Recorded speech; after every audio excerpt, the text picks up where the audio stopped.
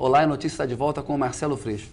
Deputado, no Tropa de Elite 1, já que falamos do Tropa de Elite 2 lá no primeiro bloco, apresentou uma versão ali de que os usuários da droga tinham uma responsabilidade muito grande, né, pelo narcotráfico, pelo crime, né, mesmo consumido em pequenas quantidades. Qual que é a responsabilidade que o senhor acha que tem um cidadão que está na zona sul do Rio de Janeiro, numa área nobre de São Paulo, consumir maconha e cocaína, a responsabilidade dele pelo crime organizado, no caso, esse crime desorganizado que o senhor falou aí?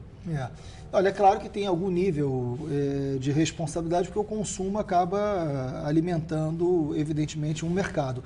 Mas eu não acho que você possa ou deva responsabilizar o indivíduo por determinadas situações que são do Estado, do poder público. Essa transferência de responsabilidade não nos ajuda. É como se o Estado não tivesse nenhuma responsabilidade e transferisse para o usuário, que deveria ser tratado como um problema de saúde, não de polícia. A gente precisava muito avançar nesse debate, que não é um debate de direita ou de esquerda, né? Um debate também tem esse caráter republicano. Assim, o projeto de guerra às drogas, ele fracassou no mundo.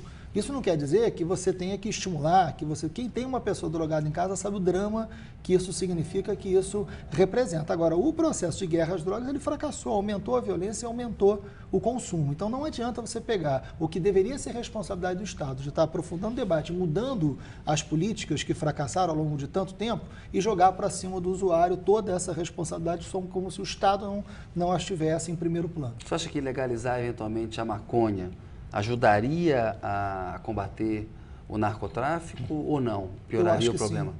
Eu acho que sim, eu acho que é uma experiência que a gente pode e deve ter. É uma experiência que está sendo debatida em vários lugares, né? A Colômbia está debatendo isso, o atual presidente da Colômbia está fazendo esse debate, né? Porque essa lógica de você fazer a guerra, você tem cada vez mais jovens, principalmente negros e pobres, mortos, né? Você tem um crescimento de população carcerária assustador. O Brasil já é a terceira população carcerária do mundo, só perde para Estados Unidos e China, né? Então, um crescimento, e é a que mais cresce. A população carcerária que mais cresceu no mundo na década de 90 foi a brasileira, um crescimento assustador, né? É o efeito dessa guerra às drogas. Então, você precisa ter um outro plano. Você precisa fazer com que a saúde pública possa agir e não uma ação policial. É algo que a gente tem que tentar. E um argumento que se evoca muito de que a maconha seria uma porta de entrada para drogas mais pesadas, que, portanto, não deveria ser legalizada. O que você acha desse argumento? Olha, eu particularmente acho que não é, né? Enfim, não há nenhuma comprovação disso, muito pelo contrário. Agora, se for, vai continuar sendo proibido ou não, porque quem quer ter acesso tem. O fato é que quem quer ter acesso hoje tem. Quem quer consumir, consome. Só que isso alimenta um mercado do crime. O que você tem que fazer é fazer com que isso não alimente esse mercado do crime. Você tem que tirar isso para uma outra relação do Estado com essa droga. Alguém pensa em sã consciência em criminalizar o álcool como um instrumento para fazer provocar uma redução do consumo de bebida alcoólica? A dependência do álcool é muito maior do que... E é um grande drama, e é uma droga legalizada, né? Freixo, o senhor é pré-candidato do PSOL lá à Prefeitura do Rio de Janeiro. Na sua opinião, qual que é o principal problema do Rio e como resolvê-lo? O principal problema do Rio é a segurança pública hoje, é a vida das pessoas, porque você tem uma parcela grande da sociedade vivendo sob a tirania de uma máfia crescente, né? Então, se eu tiver que escolher, é difícil escolher um. Você tem uma educação pública muito ruim, você tem uma saúde pública que não tem o mínimo respeito pelas pessoas, você tem um sistema de transporte que é um caos na cidade, problema de toda a ordem. E é uma cidade cada vez mais cara, é uma cidade cada vez mais difícil, boa para se investir, difícil de se viver, né? Agora, se eu tiver que escolher um, sem dúvida alguma, a questão da segurança, a questão da dignidade humana, principalmente nas áreas onde o Estado é muito deficiente, tem que ser a prioridade. E qual é o maior sucesso da administração do Eduardo Paes, que é prefeito do Rio pelo PMDB? Olha, é difícil, viu? Eu acho que o Eduardo Paes ele é muito bem avaliado pelos grandes empreendimentos, né? Pelos grandes eventos. Eu acho que é importante trazer a Olimpíada. Agora, o resultado disso não é a democracia, não é a ampliação do debate. O resultado de ter trazido uma Olimpíada para o Rio de Janeiro, que ele considera como o grande mérito, é um avanço das remoções, um avanço da desigualdade, um encarecimento da cidade. A gente pode ter a Olimpíada num outro patamar, num outro papel do Estado. Um Estado menos subserviente ao interesse do capital privado. Contra as Olimpíadas no Rio? Não sou contra a Olimpíada. Eu acho que a Olimpíada tem que trazer para o Rio de Janeiro benefício. Um legado. Para quem investe. Um legado que não tem nem do PAN, né? O que explica o Maracanã está sendo reformado novamente a esse preço, já tinha sido reformado em 2007. Então tem uma farra das empreiteiras que isso precisa ser enfrentado, né? Copa do Mundo e Olimpíadas, que legado devia deixar para o Rio de Janeiro, na sua opinião? O Rio tem que um Rio bom para a Olimpíada tem que ser um Rio bom para o seu morador, né? Para quem vive no Rio de Janeiro. Você deveria ter as escolas com maior envolvimento com o esporte, você deveria ter um sistema de transporte funcionando melhor, o que efetivamente você não tem. Agora, esses grandes eventos tinham que trazer fundamentalmente transparência, né? Transparência dos recursos públicos, e não tem. Muito pelo contrário, a gente está à beira agora aprovando uma lei da Copa que fere frontalmente a Constituição e avilta completamente os direitos sociais dos brasileiros, que eu acho muito grave. Bebida em estádio, sou a favor?